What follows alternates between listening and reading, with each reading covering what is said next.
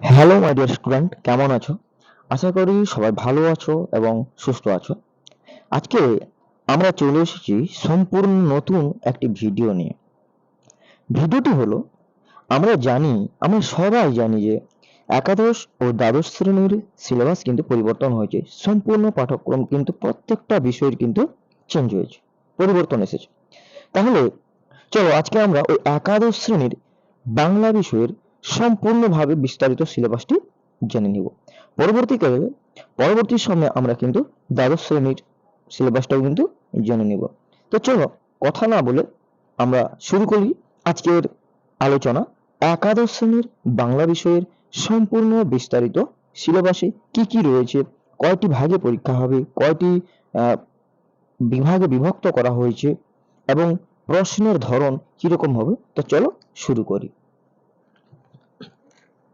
দেখো, প্রথমে আমাদের যে একাদশ শ্রেণীর যে বেঙ্গলি সাবজেক্ট, ওই বেঙ্গলি সাবজেক্টকে সেমিস্টারে 1 এবং সেমিস্টারে 2 কিন্তু ভাগ করা হয়েছে। সেমিস্টারে 1 এ যদি আমরা দেখি, ফুল মার্কস থাকছে 40 নম্বরের। এখানে এমসিকিউ টাইপ কোশ্চেন হবে। এখানে দেখো টপিক থাকবে কি কি, গল্প থাকবে, কবিতা, গল্প থাকবে 8 নম্বরের, প্রবন্ধ থাকবে 5 নম্বরের এবং কবিতা থাকবে 7 নম্বরের। তারপরে দেখো আন্তর্জাতিক গল্প ও ভারতীয় কবিতা এখান থেকে থাকবে 5 নম্বরের এবং ভাষা থেকে থাকছে 10 নম্বরের।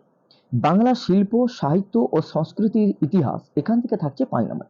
এইগুলো যদি আমরা যোগ করি তাহলে দেখতে পাবো মোট কিন্তু 40 নম্বরের পরীক্ষা কিন্তু হচ্ছে আমাদের ফার্স্ট সেমিস্টারে। এরপর আমরা সেকেন্ড সেমিস্টার দেখব। সেকেন্ড সেমিস্টারে থাকবে শুধুমাত্র এসএ কিউ এবং এলএ কিউ টাইপ, ঠিক আছে?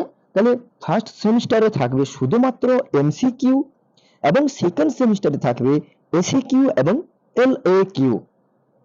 সেকেন্ড সেমিস্টারেও থাকবে 40 নম্বরের, ঠিক আছে?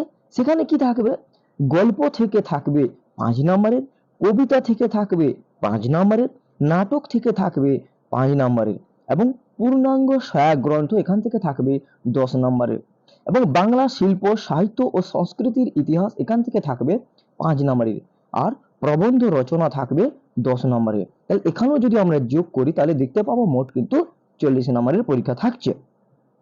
তাহলে দেখো ফার্স্ট সেমিস্টারে যে পরীক্ষাগুলো থাকবে আমরা দেখলাম যে সেখানে শুধুমাত্র এমসিকিউ টাইপ থাকবে। তো চলো ফার্স্ট সেমিস্টারের মধ্যে কি কি আছে দেখে নেই। দেখো গল্প, আমরা প্রথমে বলেছিলাম যে গল্প থেকে কি থাকবে। দেখো গল্প থেকে থাকছে পুইমাচা, বিভূতিভূষণ বন্দ্যোপাধ্যায়ের লেখা। এরপরে থাকছে প্রবন্ধ, সেখান থাকছে বিড়াল, বঙ্কিমচন্দ্র চট্টোপাধ্যায়ের লেখা। কবিতা থাকছে, কবিতা আমরা দেখতে পাচ্ছি ঈশ্বরচন্দ্র বিদ্যাসাগর, মাইকেল মধুসূদন দত্তের লেখা এবং দুই রয়েছে সাম্যবাদী, কাজী নজরুল ইসলামের লেখা। এরপরে দেখতে পাবো আন্তর্জাতিক গল্প। আন্তর্জাতিক গল্পে দেখতে পাবো যে বিশাল ডানাওয়ালা এক থুথরে বুড়ো, গ্যাব্রিয়াল গার্সিয়ার লেখা, এটা গত বছরও ছিল। মার্কেচ, অনুবাদ মানবেন্দ্র বন্দ্যোপাধ্যায়ের। এবং ভারতীয় কবিতা আমরা যদি দেখি সেখানে দেখতে পাবো যে চারণ কবি ভারভারা রাও, অনুবাদ শঙ্খ ঘোষ। ভাষা থেকে আমরা দেখতে পাবো যে বিশ্বের ভাষা ও ভাষা পরিবার, বাংলা ভাষার উদ্ভব ও ক্রমবিকাশ, ভারতে প্রচলিত ভাষা পরিবার, বাংলা ভাষার বৈচিত্র্য, এগুলি কিন্তু গত বছর ছিল। বাংলা শিল্প, সাহিত্য, সংস্কৃতির ইতিহাস থেকে যদি দেখি আমরা পর্ব 1 এ দেখতে পাবো যে প্রাচীন বাংলা সমাজ ও সাহিত্য। পর্ব 2 তে থাকছে মধ্যযুগের বাংলা সমাজ ও সাহিত্যের প্রধান ধারা, তাদের মধ্যে আসছে শ্রীকৃষ্ণ কীর্তন, বৈষ্ণব পদাবলী, চৈতন্য ও চৈতন্য জীবনী, মঙ্গল কাব্য, অনুবাদ, ইসলামীয় ধারা, শাক্ত পদাবলী। এগুলো আমরা পর্ব 2 এ দেখতে পাবো। তাহলে এইগুলা থেকে কিন্তু শুধুমাত্র এমসিকিউ টাইপের কোশ্চেন হবে শুধুমাত্র ফার্স্ট সেমিস্টারে। এরপরে আমরা দেখতে পাবো যে সেকেন্ড সেমিস্টারে বলেছি সেখানেও 40 নাম্বার থাকবে, এসিকিউ থাকবে এবং এলএকিউ টাইপ থাকবে। সেখানে কিন্তু কোনো রকম এমসিকিউ থাকবে না। তো চলো দেখা যাক সেকেন্ড সেমিস্টারে কি কি রয়েছে আমাদের বাংলা বিষয়ের ওই পাঠ্যাংশে। দেখো গল্প রয়েছে, গল্প থেকে থাকছে ছুটি, রবীন্দ্রনাথ ঠাকুরের লেখা। তারপরে 2 থাকছে তেলেনাপোতা আবিষ্কার, প্রেমেন্দ্র মিত্র, এটি কিন্তু গত বছর ছিল আমাদের পাঠ্যক্রমে। কবিতা থেকে যদি দেখি যে ভাব সম্মিলন, বিদ্যাবতী, দুই হচ্ছে লালন শাহ ফকিরের গান লালন শাহ। তিনে আমরা দেখতে পাবো নুন জয় গোস্বামীর লেখা, এটি ছিল। নাটক আগুন বিজয় ভট্টাচার্যের লেখা। পূর্ণাঙ্গ সাহেব গ্রন্থের মধ্যে আমরা দেখতে পাবো পঞ্চতন্ত্র রয়েছে সৈয়দ মুস্তফা আলীর, বই কেনা রয়েছে আজব শহর কলকাতা, 25শে বৈশাখ এবং আড্ডা। এরপর শিল্প সাহিত্য সংস্কৃতির মধ্যে চলে আসি, পর্ব 3। এখানে রয়েছে দেখো বাংলা আধুনিক বাংলা সাহিত্য, যুগের আধুনিকতা ও উপনিবেশিক বাংলার সামাজিক ও ধর্মীয় আন্দোলন, শিক্ষা সংস্কার, গদ্যের উদ্ভব, কবিতা রয়েছে, উপন্যাস এবং ছোট গল্প রয়েছে, নাটক, যাত্রা, নাট্যমঞ্চ এবং প্রবন্ধ রয়েছে 70 দশক পর্যন্ত। এরপরে চলে আসি আমরা লৌকিক সাহিত্যে। লৌকিক সাহিত্যে আমরা দেখতে পাচ্ছি ছড়া রয়েছে, ধাঁধা রয়েছে, প্রবাদ, কথা। দেখো এগুলি কিন্তু ছিল, ছড়া, ধাঁধা, প্রবাদ এগুলি গত বছর ছিল। এরপরে দেখো কবিতায় মহাকাব্য, আখ্যান কাব্য, গীতি কবিতার ধারা রয়েছে।